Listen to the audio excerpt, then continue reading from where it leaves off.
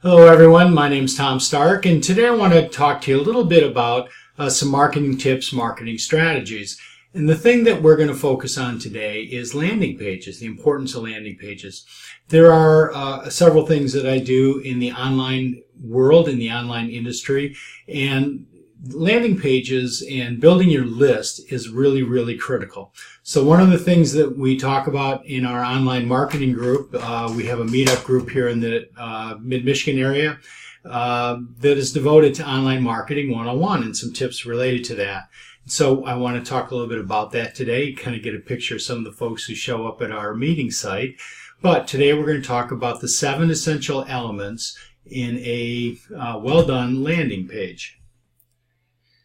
So what's the purpose of a landing page? And ultimately, it is to grow your list. You want to get more subscribers, more people who you can connect with, who will know, like, trust your content so that you can build relationships with people online. Increase, your conversions. That's going to be really important as well. And ultimately, what you want to do is increase your sales. One of the things that I hear statistically is that roughly for every 1,000 people who are on your email list or distribution list, however you do it, whether you do it through Facebook or emails or whatever your campaign strategy is, that for every 1,000 people on that list, you should be generating $100 in sales. So if you have 10,000 people on a list, you should be generating $1,000 a month in sales. So we're really working to build that. What is a landing page? Well, essentially a landing page is a standalone web page. It's built specifically for the purpose of a marketing or an advertising campaign, but it has a sole purpose. And it's just to attract attention to something that you're offering that you want people to know about. The second thing is that it is designed with a single objective, and that is known as a call to action. You want to get people's attention, and then you want them, help them make a decision, make a choice. So they're going to move forward with receiving information from you, move forward in developing a bit of a rapport or relationship with you. And a landing page can help do that. But you have to have a good call to action at the end. You have to help people narrow their choices and make sure that they know what they're going to be doing. So there are some specific objectives with getting a good landing page. And the first one is you want to collect information. You want to collect an email address, perhaps a phone number, but some way where you can connect with that person after they have seen what it is you're beginning to promote. You want to use that landing page to drive traffic into a sales funnel. So a lot of times, you're trying to get people's attention. They come in, they do what they're going to do. And then you want to drive that traffic into a funnel so that ultimately you can convert information, content, valuable information to people so that they can make a choice. And ultimately, you want to drive people to a website, to your website, where you can make sales. So there are 7 key principles that I found that you must address when you're developing a landing page. And the first one is pretty simple. It's attention. You have to grab people's attention. Your job is to create curiosity so that people will stay on your page a little longer. You've got headlines matter. In that sense, you've got to create that curiosity, and so a well-written headline will help provide that. You have to provide a context as well. Targeted pages that provide a better context for your visitor. So there has to be some reason from the headline to the first paragraph or the first few sentences past that where you help painting a picture for people to see a little bit more, where they can imagine a little bit more or experience more and have a positive experience in looking at the information that you're presenting. It has to be clear. You have to be clear about what it is you're offering. Don't make people work hard to figure it all out. So clarity matters. Congruence matters. So aligning every element of your campaign, every element of your landing page, every image that you might use or a video that you might insert, everything has to line up and be consistent. So you can't have a landing page, or I wouldn't recommend this anyway, that says 7 tips on how to turn water into wine, and then the next paragraph reveals that you're trying to sell crude oil. And it's like, no, that doesn't quite work. It doesn't build trust. It doesn't. People may find it funny or they may find it annoying, but it doesn't really help drive the message that you're trying to do. So 7 tips on how to, help people walk on water or turn water into wine. If you're trying to move them down that sinkhole of crude oil or mud, it's not going to really bring people to you. So you want people to have some congruence in what it is through every aspect of your campaign. The 5th thing is credibility. People have to know you. They have to like you. They have to trust you. I don't know how many times you get emails from people or you get content from people, say through a Facebook ad or something on Google ads, and you just know you're being sold. They don't really care about me. They don't care about solving my problems or my issues in life. What they care about is making a sale. It's all about them. People have to know you. They have to like you. They have to trust you in what you're doing. So it's really important. Closing, the 6th thing is you have to have a strong call to action. You have to give people a reason to make a decision. So I look at headline at the very, very beginning as being kind of the first part of a call to action. You want to bring that person, create the curiosity, and get them to stay on the page and read a little bit more. Your closing is also a call to action, and it's like a headline. The 2 things are kind of reversed. But your closing call to action should help people make that decision. You want to keep them engaged, and you want to encourage folks to move on to that next step. And then the 7th thing is continuance or continuity. That what is it? What is the possible next step?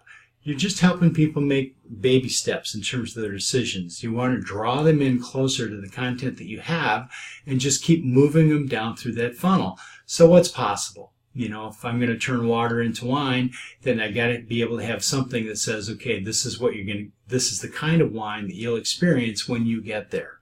This would be a great thing for you. You're going to love the wine.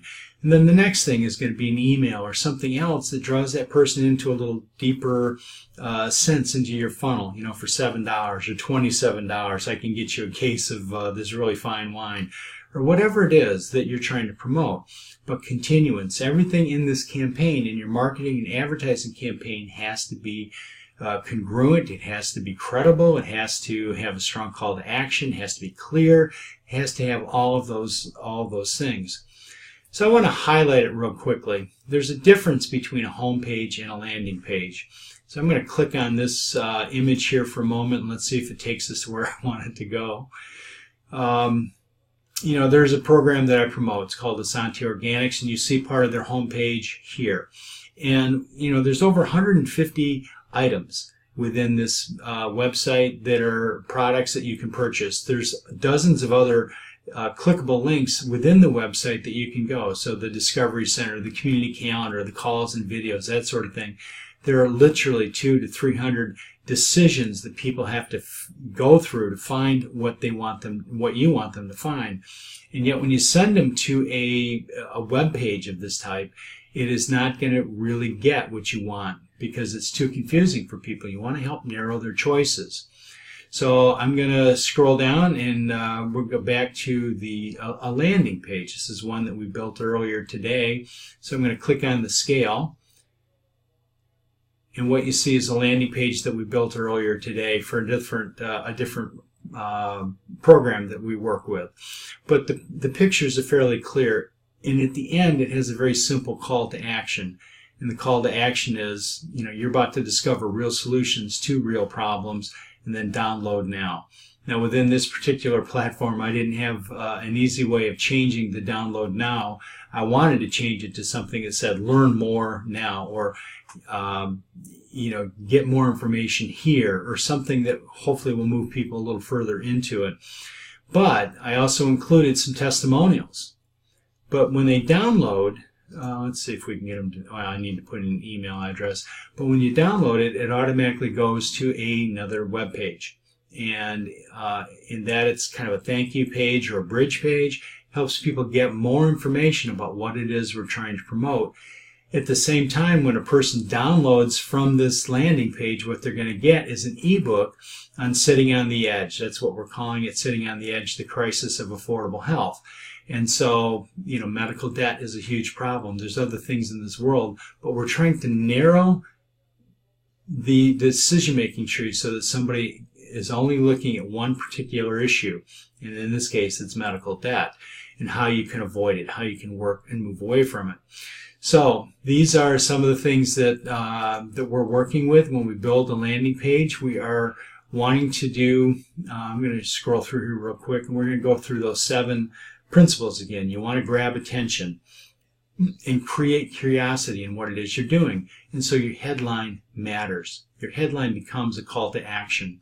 Your context, you have to target your information, target your pages, your landing page, maybe your bridge page or your thank you page, however you look at it, so that it provides a good context for your visitor, a good visitor experience where they're seeing the continuity of what you're doing.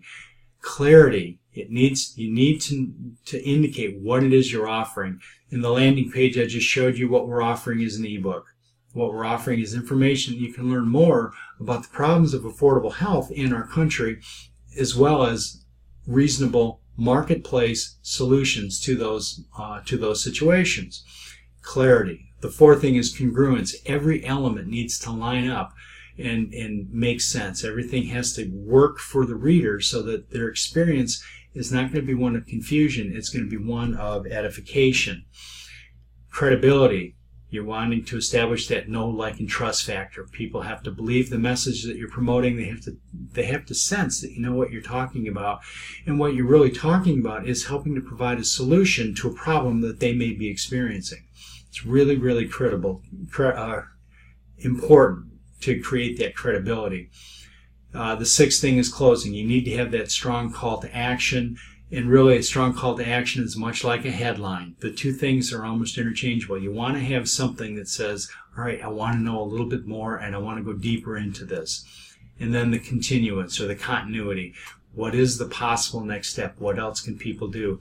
Can you show them more testimonies? Can you show them more benefits? Can you show them more reasons to stay engaged what it is, with what you're promoting? And then the last thing is, you need to be able to evaluate what it is that you are doing. So here I found this. I wish I could remember where I found this on the internet, but I really like this particular page and what it represents. On the left-hand side under page element, you're going to see various categories. And they talk about the headline, the quality of your headline. It's something to rate and to look at to make sure that what you have is good. Do you have a subheading or a subtitle? Does that help fuel the information that you're providing? Do you have a hero shot or a well-placed photo or maybe a video that helps draw people's attention just a little bit more closely, a little bit more focused? Do you have an intro? And how do you present that in your landing page so that people can see it? Do you have bullet points? Do you have a lot of text? The rating forms are actually very helpful. And the more you do it, the more you want to test the results of what you have. And this is a good evaluating tool to determine whether you think you're getting the results that you want. So the higher the score, you'll see in this case someone did a self-evaluation and they discovered that they had 3 points out of 24. And so it wasn't really well rated in their own mind for what they were promoting in terms of a product. If I went back and applied these page elements to the landing page I created today, it's probably going to come in about a 15 to 18 point range, maybe a little bit more than that. But I really won't know until I get feedback from people, until I get opt-ins, until I get some response from those folks who I'm working with. But if I get a low response, you can bet that the response is going to be tied into some of these elements that are contained right here. Headlines do matter. I want to show you a couple of examples, and I'm sorry, I wish I could identify where I got the image on the left because it was a good image. So it's one where they happen to be evaluating somebody else's website. They see this landing page that has this picture of a guy in a spacesuit, astronaut, but there's nothing in it. There's nothing in it that tells the reader or the viewer what it is that you're going to be seeing. So if you add to the bottom a little bit, and I'll scroll up just a tad, if you add, you're going to see there's the name of a company, there's something about design and a responsive website. All of a sudden you get to see that there's some kind of connection with the image to what the person is promoting. On the upper right, you're going to see a picture of someone. I pulled this down off of Pixabay, and it's just a young lady with her hand pointed up, finger pointed up. However, I believe that traffic is the heartbeat to any online business. And so you want to have a headline over that. So I just quickly inserted something here just for demonstration purposes. But her finger is now pointed up toward a text. Traffic is the heartbeat to any online business. So hopefully that conveys the message that we want to have, we want to capture some kind of curiosity, some kind of imagination. So headlines matter, but so do the call to actions, and so do the email responses. We're going to cover those two items on the next video with call to actions and email autoresponders, how all this stuff helps to create that sense of continuity, that sense of clarity, that sense of all the 7 things that we talked about earlier. And where headlines matter, so do call to actions. They are basically curiosity providers that help draw people into your emails. And then the same principles apply with your subject lines on emails. It's got to be attention grabbing. It's got to be something that helps people understand that there's an experience that they will be having, and maybe the problems that they have in this life will be problems that we can help solve. My name's Tom Stark. Thank you so much for watching and spending some time on this video. Do subscribe to my YouTube channel. You can find the subscribe button down below, and I will see you on the next video.